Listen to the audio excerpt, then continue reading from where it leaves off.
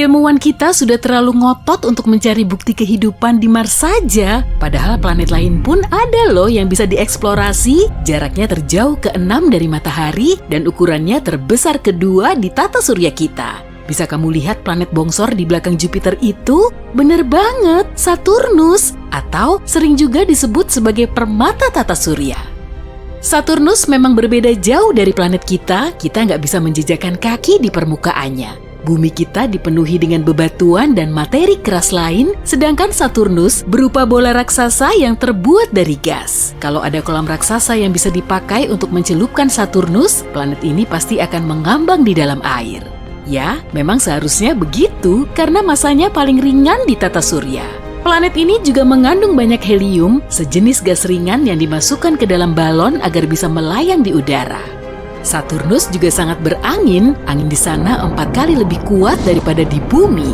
Sehari di Saturnus berlangsung selama 10 jam 14 menit. Wajar aja sih, karena kecepatan rotasinya sangat ngebut. Tapi periode revolusinya justru sangat lama. 1 tahun di sana sama dengan 29 tahun di bumi. Dengan radius lebih dari 58.000 km, bola gas raksasa ini 9 kali lebih besar dari planet kita. Kalau bumi sebesar uang koin, Saturnus akan sebesar bola voli. Meskipun sebagian planet lain di tata surya kita juga punya cincin, tetap aja sih cincin Saturnus yang paling menawan. Kita juga bisa melihatnya langsung dari bumi, tanpa perlu menjadi ilmuwan maupun menggunakan peralatan mahal. Pakai teleskop kecil saja sudah cukup kok. Cincin Saturnus tidak padat karena terdiri dari kumpulan debu, batu, dan es. Ukurannya juga bervariasi dari sebesar butiran pasir, rumah, bahkan sampai sebesar gunung. Cincin ini sebetulnya berasal dari asteroid, komet, dan serpihan satelit yang hancur sebelum mencapai Saturnus. Kemungkinan semuanya hancur oleh tarikan gravitasi yang sangat kuat. Saturnus punya lebih dari 50 satelit alami dan baru-baru ini ilmuwan mendeteksi aktivitas hidrotermal tak biasa di salah satu satelitnya. Enceladus adalah satelit terbesar ke-6 milik Saturnus. Di dekat salah satu kutubnya, terdapat garis-garis harimau. Mereka juga mengamati ada lautan di bawah garis-garis tersebut. Bahkan, air dan esnya meluap keluar. Jadi penasaran deh. Mungkin nggak sih kalau di sana ada kehidupan? Lautan di bumi punya sejumlah kehidupan yang membentuk aktivitas hidrotermal serupa. Organisme di sana mengasup zat kimia seperti tumbuhan di bumi kita yang menyerap sinar matahari. Gak cuma itu aja, sebagian mikrob tertua di planet kita juga menyerap energi yang sama seperti energi yang dihasilkan di bawah permukaan laut Enceladus. Bisa aja kan kalau di sana juga ada kehidupan? Tentunya organisme yang paling sederhana pun perlu waktu sampai berjuta-juta tahun hingga akhirnya bisa muncul. Semoga aja para ilmuwan bisa mempersingkat waktunya dalam mendeteksi bentuk kehidupan yang lebih kompleks. Di luar angkasa terdapat jutaan eksoplanet atau planet yang mengorbit bintang di luar tata surya kita. Mereka juga telah meneliti sejumlah planet yang berpotensi laik huni. Bintang Katai jauh lebih kecil dan tidak seterang matahari kita. Biasanya bintang ini hidup sampai lebih dari 10 miliar tahun. Wah, kesempatan emas nih untuk memulai kehidupan baru. Selama 10 miliar tahun ini, organisme hidup bisa terus berevolusi menjadi makhluk yang lebih kompleks. Kehidupan bisa saja muncul di planet yang mengorbit bintang Katai atau kalau di Saturnus, salah satu satelitnya. Gliese 876b mengorbit bintang Katai merah Gliese 876. Planet ini memang sangat misterius, tapi kita dapat sedikit bocoran dari para ilmuwan. Menurut asumsi mereka, benda kosmik ini berupa gas raksasa dan semua permukaannya tidak padat. Mereka yakin kalau atmosfernya juga tidak berawan, tapi kemungkinan di sana terdapat air dalam bentuk cair. Teegarden B mengorbit bintang Katai merah yang berjarak 12 tahun cahaya dari tata surya kita. Masanya sedikit lebih berat dari planet kita. Para ilmuwan meyakini permukaannya berbatu. Kala rotasinya selama 5 hari, jadi bisa dibilang 1 tahun di Teegarden B tidak sampai 1 minggu di bumi. Di suatu tempat nun jauh di sana, terdapat satu planet yang berpotensi laik huni. Namanya Kepler 1638b. Jaraknya sejauh 3.000 tahun cahaya dari bumi dan berada di konstelasi Sinus. Planet ini 4 kali lebih berat dan 2 kali lebih besar dari bumi. Untuk mengorbit bintangnya, planet ini memerlukan waktu selama hampir 260 hari. Karena gaya gravitasinya lebih kuat daripada di bumi, kita akan kesulitan kalau mau melompat di atas permukaannya. Ada juga Kepler lain yang bernama Kepler 62e. Planet ini berukuran 1,5 kalinya bumi. Para ilmuwan yakin kalau Kepler yang satu ini punya atmosfer hangat, lembab, dan ramah. Langitnya juga penuh dengan awan, jaraknya sejauh 1.200 tahun cahaya dari bumi. Untuk mengorbit bintang Katai merahnya, planet ini perlu waktu selama 122 hari. Planet tetangganya, Kepler 62f, juga berpotensi Laikuni. Ukurannya 40% lebih besar dari bumi, dan menurut perkiraan para ilmuwan, planet ini juga dipenuhi dengan air. Lautan di sana dihuni oleh banyak organisme menawan dalam berbagai ukuran. Jadi, kemungkinan Kepler 62f menyimpan banyak makhluk hidup unik, atau seenggaknya berpotensi mampu mengembangkan kehidupan. Meski planet ini Laikuni, tidak serta-merta sudah ada kehidupan di permukaannya, hanya saja kondisinya sangat cocok untuk melangsungkan kehidupan. Planet LHS 1140b berada di zona yang berpotensi Laikuni. Gak seperti tetangganya yang dipenuhi gas, planet ini padat dan lumayan berbatu. Radiusnya 60% lebih besar dari bumi dan masanya 7 kali lipatnya. LHS 1140b termasuk planet terpadat yang ada di angkasa luar. Karena masanya sangat besar, atmosfer di sana juga pasti pekat. Plusnya lagi, gravitasi di permukaannya jauh lebih kuat daripada gravitasi di bumi. Makanya, planet ini sulit ditapaki. Oke, kita beralih ke TRAPPIST-1, Katai super keren yang menghuni konstelasi Aquarius. Jaraknya sekitar 39 tahun cahaya dari kita, dan planet berbatu sebesar 7 kalinya bumi ini mengorbit bintangnya di zona Laikuni. Semua planet ini kemungkinan mengandung air, dan suhunya kurang lebih mirip dengan suhu di bumi. Gravitasi bulan cuma 16%-nya gravitasi bumi, karena itulah astronot kesulitan mengendalikan geraknya saat melayang di atas satelit alami kita ini. Tapi, kalau gravitasi di planet-planet TRAPPIST-1 lain lagi, saat berada di permukaannya, kemungkinan kamu akan merasa nyaman. Ada Kepler lagi nih, lebih tepatnya Kepler 452b. Planet berbatu ini 60% lebih besar dari bumi. Bintang induknya juga mirip dengan matahari kita, dan planet ini sebetulnya telah menghuni zona Laikuni selama sekitar 6 miliar tahun. Sedangkan bumi baru selama 4,5 miliar tahun. Kepler 452b mengorbit Kepler 452 selama 385 hari.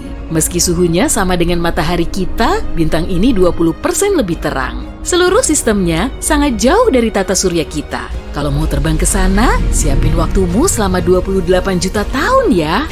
Selanjutnya, ada KOE 7711.01. Benda kosmik yang bikin penasaran ini berjarak 1.700 tahun cahaya dari kita. Ukurannya cuma 30% lebih besar dari bumi. Intensitas panas yang diterimanya juga hampir sama dengan panas matahari yang diterima bumi. Suatu saat nanti, manusia akan berkoloni di galaksi. Kita juga mungkin akan mencari planet lain sebagai tempat tinggal yang baru. Pastinya kita harus menempuh perjalanan yang sangat panjang. Bisa aja kan, kita juga akan mencapai Proxima Centauri. Bintang terdekat bumi ini punya sejumlah planet yang mungkin bisa kita huni. Sama seperti Proxima Centauri b. Jaraknya kelihatannya nggak terlalu jauh, cuma sekitar 4 tahun cahaya dari bumi, tapi sebetulnya sih jauh banget. Bisa memakan waktu sampai 6.300 tahun untuk sampai ke tujuan. Itu pun dengan teknologi canggih yang dipakai di zaman now. Perjalanan sejauh itu perlu banyak generasi, bahkan bisa memakan waktu lebih lama lagi, hingga akhirnya kita bisa menghuni dunia baru. Umat manusia perlu lahir dan dibesarkan di pesawat luar angkasa, harus menjalani kehidupan di dalamnya, tanpa melihat bumi atau planet tujuannya.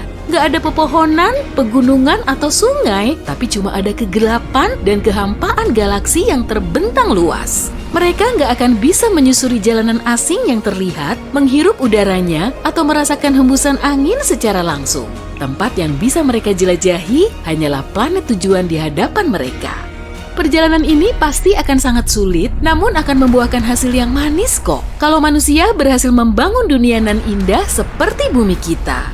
Kira-kira akan terwujud nggak ya? Biar waktu yang menjawabnya. Mari kita bayangkan umat manusia menghadapi ancaman besar dari luar angkasa.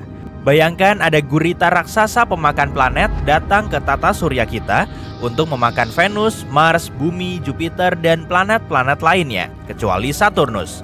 Karena itu manusia memutuskan untuk pindah ke planet besar yang punya cincin raksasa. Untungnya kita sudah punya teknologi keren yang memungkinkan untuk melakukan perjalanan tersebut. Maka kita masuk ke pesawat raksasa, lepas landas dan terbang ke Saturnus.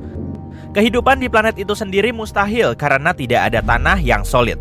Pesawat tidak akan bisa mendarat di sana. Saturnus merupakan bola gas raksasa yang 9 kali lebih besar dari bumi. Untuk membandingkan ukurannya, kita bisa pakai koin 5 sen dan bola bisbol. Atmosfer planet ini sebagian besar terdiri dari hidrogen dan helium. Jadi, jika mulai mendarat, pesawat kita tidak akan pernah mencapai daratan yang kokoh. Dan semakin rendah, semakin tinggi tekanan yang akan dialaminya. Akhirnya, pesawat akan hancur. Karena itu, kita cuma punya satu pilihan, yaitu cincin-cincin Saturnus. Cincin Saturnus terdiri dari partikel-partikel es dan batuan berukuran raksasa, sedang dan kecil, yang terbang mengelilingi planet gas raksasa itu dengan kecepatan luar biasa. Cincin Saturnus terbentuk dari komet-komet yang melintas. Gravitasi Saturnus membuat benda-benda langit ini terlempar dari jalurnya dan hancur karena tekanannya. Pecahan-pecahan komet tersebut mulai menumpuk di sekeliling Saturnus dan membentuk cincin. Sebagian partikel-partikel ini terbang lebih cepat, sebagian lagi lebih lambat. Yang paling dekat dengan planet ini adalah cincin D, diikuti oleh cincin C dan B. Lalu ada celah besar yang disebut divisi Cassini. Cincin A, F, G, dan E berada di belakangnya. Klasifikasi ini sangat memudahkan untuk membuat peta cincin. Jadi orang-orang mendekati cincin-cincin itu tapi tidak berani mendarat di atasnya. Pertama, mereka mengirim kapsul uji coba dengan robot untuk menjelajahi area tersebut. Robot-robot itu memilih lokasi yang cocok di cincin E. Faktanya, jarak antara bebatuan cukup jauh dan pesawat bisa dengan mudah terbang ke sana. Di sana terdapat partikel-partikel kecil, batu-batu besar sebesar rumah, dan komet-komet sebesar gunung. Robot pertama terbang ke batu besar dengan kecepatan tinggi. Pada saat itu, sebuah batu seukuran bola bisbol menembus tubuh robot. Robot lainnya hancur di antara dua batu besar yang bertabrakan. Robot ketiga terjebak dalam hujan es yang tajam dan hancur. Ada bengkel besar di pesawat, jadi orang-orang membuat kapsul baru dan robot baru. Kali ini terbuat dari bahan yang lebih tahan lama. Jadi robot-robot itu mencapai sebuah batu besar lagi. Beberapa partikel menabraknya tapi tidak sampai menembus perlindungannya. Mesin-mesin itu mendirikan sebuah stasiun kecil di atas batu terbang tempat manusia bisa tinggal. Tapi setelah beberapa jam, sebuah bongkahan besar asteroid menghantam stasiun itu.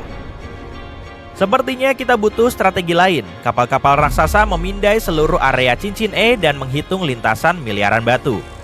Setelah perhitungan yang panjang, manusia akhirnya menemukan tempat yang sempurna di tengah-tengah kekacauan yang akan tetap utuh untuk waktu yang lama. Mereka mendarat di atas batu-batu besar ini dengan kapsul dan mulai menetap. Mereka membangun stasiun dan rumah-rumah kecil dan memasang baterai yang kuat di sana. Saturnus terletak pada jarak 9,5 satuan astronomi dari matahari. 1 unit adalah jarak dari matahari ke bumi. Jadi, Saturnus merupakan tempat yang sangat dingin. Itu sebabnya ada banyak sekali es beterbangan di sekelilingnya. Tapi, bagaimana cara mendapatkan energi untuk memanaskan semuanya? Jumlahnya terlalu sedikit untuk kapal-kapal besar. Selain itu, panel surya tidak efektif di sini karena jaraknya yang sangat jauh dari matahari. Oleh karena itu, para ilmuwan menciptakan cara untuk menghasilkan energi kinetik dari batu terbang. Ini seperti kincir angin, ketika angin menggerakkan kipas, gerakan ini diubah menjadi energi. Jadi, para insinyur membangun panel yang mengumpulkan tenaga dari batu yang bergerak. Tapi, panel ini tidak memperlambat kecepatan batu karena gravitasi Saturnus terus menggerakkannya. Dengan demikian, manusia mendapatkan sumber energi yang hampir tak terbatas. Beberapa stasiun luar angkasa memiliki tanaman dan pohon yang menghasilkan oksigen melalui fotosintesis.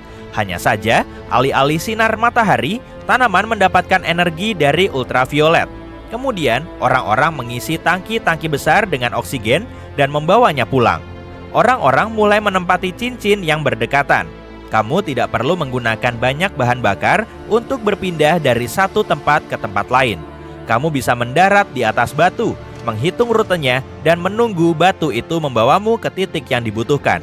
Kemudian, kamu bisa pindah ke batu lain dan seterusnya sampai kamu mencapai tujuan. Semakin banyak orang meninggalkan kapal dan pindah ke cincin, tampaknya hidup menjadi lebih baik, tapi masalah psikologis pun dimulai. Pergerakan konstan di ruang hampa udara membuat semua orang gila.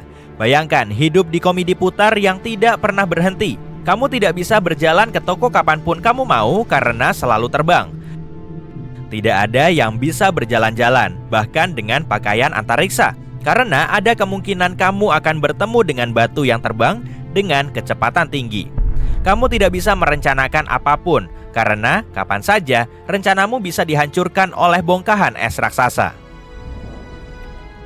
Komputer juga tidak membantu. Komputer tidak bisa menghitung lintasan semua benda angkasa. Batuan cenderung terpecah menjadi ratusan batuan yang lebih kecil. Selain itu, komet-komet baru melintas dan juga menjadi bagian dari cincin. Semua ini menciptakan ketidakpastian dan menimbulkan rasa cemas pada manusia. Selain itu, di cincin itu gelap, dingin, dan sangat sepi. Bayangkan kamu sedang membangun pangkalan di atas sebuah benda angkasa, tapi sahabatmu mendarat di objek lain yang jaraknya beberapa kilometer jauhnya. Kemudian sebuah es raksasa menabrak batu miliknya dan meningkatkan kecepatannya. Dan beberapa hari kemudian, temanmu sudah berada sangat jauh, dan itu terjadi setiap hari. Satu-satunya cara untuk mengubah hidupmu adalah dengan menetap di salah satu bulan Saturnus. Planet ini memiliki 83 bulan. Orang-orang telah mengkonfirmasi dan menamai 63 bulan dan keberadaan 20 bulan lainnya masih belum dikonfirmasi. Semuanya seperti dunia yang berbeda. Beberapa di antaranya mungkin bisa dihuni dan kandidat terbaik di antara semuanya adalah Titan. Mungkin ada air di sana dan tekanan atmosfernya hanya 1,5 kali lebih besar dari bumi. Atmosfernya terdiri dari nitrogen dan sedikit metana yang membentuk kabut karbon di lapisan atas Titan. Karena itulah kita tidak bisa mempelajari bulan ini dari bumi. Tapi yang paling keren adalah Titan berada di luar cincin Saturnus. Artinya, manusia bisa hidup tenang di sana. Ada juga satelit Phoebe yang diselimuti kawah-kawah seperti bulan. Benda langit raksasa ini lebih mirip meteorit raksasa. Manusia punya banyak pilihan untuk memulai hidup baru. Selama beberapa ratus tahun berada di pesawat yang mengitari Saturnus, manusia bisa mempelajari segala sesuatu tentang satelit-satelitnya. Tapi, kenapa manusia berusaha untuk tinggal di cincin-cincinnya? Kenapa tidak mendarat di salah satu bulan sejak awal? Karena kalau begitu, video ini tidak akan terlalu menyenangkan dan jauh lebih pendek. Tapi bagaimana kalau kita memang terlahir di dalam cincin Saturnus? Katakanlah sebuah meteorit besar dengan air beku terperangkap oleh gravitasi planet ini. Di dalam es tersebut terdapat bentuk kehidupan yang paling sederhana. Dan kemudian, kehidupan ini mulai memperoleh bentuk yang lebih berkembang. Bayangkan batu besar itu berhasil tetap tak tersentuh. Planet ini dijuluki permata tata surya. Sebagian besar terbuat dari gas, planet ini bisa mengapung di air. Andai kamu bisa menemukan bendungan dengan lebar dan kedalaman 120.000 km. Tapi yang membuat planet ini begitu mudah dikenali adalah cincinnya yang indah, abu-abu, coklat, dan krem. Cincin-cincin ini terdiri dari debu, batu, dan es. Beberapa bagian hanya sebesar butiran pasir, sementara yang lain sebesar gedung pencakar langit. Planet yang kubicarakan adalah Saturnus, dan saat ini bumi sedang meluncur ke arahnya dengan kecepatan super tinggi. Semuanya bermula pada hari biasa, lebih dari setengah tahun lalu. Tiba-tiba, bumi mengubah jalur yang telah diikutinya selama sekian miliar tahun. Tapi alih-alih melaju cepat menuju matahari, bumi malah menjauh dari bintangnya. Setelah dipikir-pikir, mungkin ini akan lebih baik. Kita punya lebih banyak waktu untuk mencari solusinya. Sebelumnya, bumi bergerak mengelilingi matahari dengan kecepatan 108.000 km per jam. Akibat sejumlah alasan misterius, saat bumi meninggalkan orbit, kecepatannya tetap sama. Artinya, kita akan menempuh jarak 1,2 miliar kilometer yang memisahkan planet kita dari Saturnus dalam waktu 1 tahun 3 bulan. Awalnya, tidak ada yang menyadari apa yang terjadi. Tapi beberapa jam kemudian, semua menjadi jelas. Terlepas dari kepanikan yang melanda warga bumi, keadaan di bumi masih tampak biasa saja. Tapi dalam sekejap, bumi mulai semakin dingin. Perkiraan para astronom pun negatif. Orang-orang mulai meninggalkan rumah mereka di kutub dan bergerak lebih dekat ke Khatulistiwa. Sebagian besar spesies tumbuhan dan hewan mengalami masa yang sulit.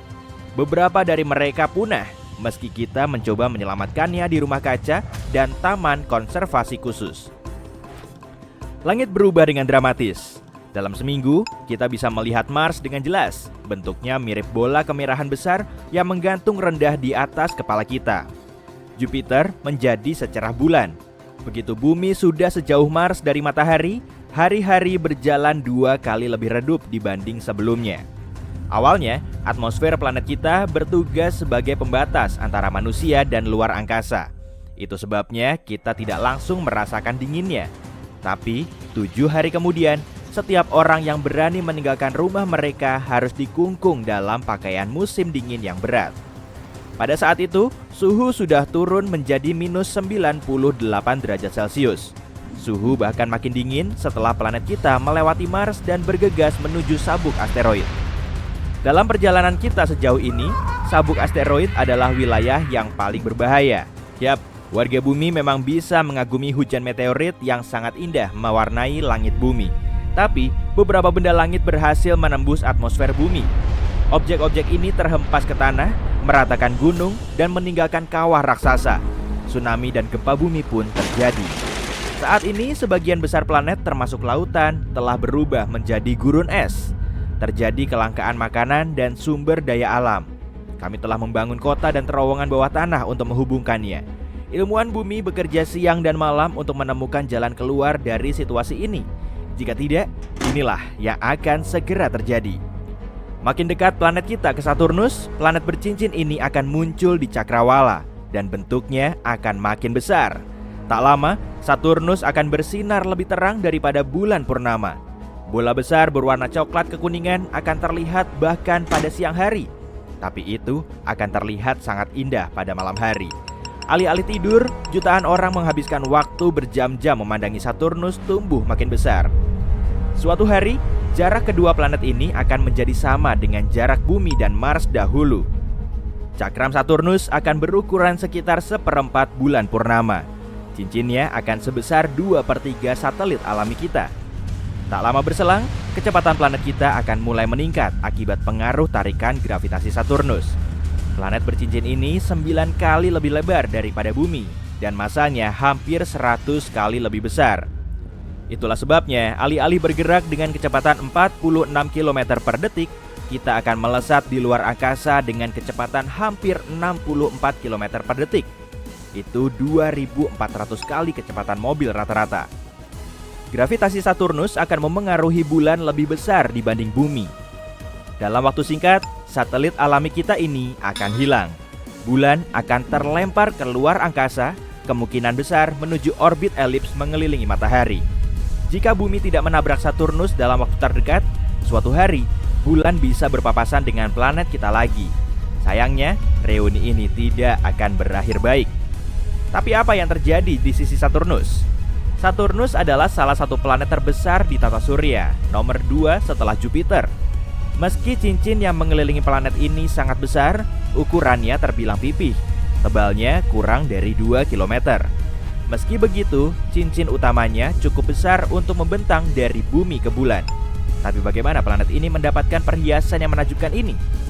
Di luar tepi luar cincin utama A, B, dan C, ada sesuatu yang para astronom sebut sebagai cincin F.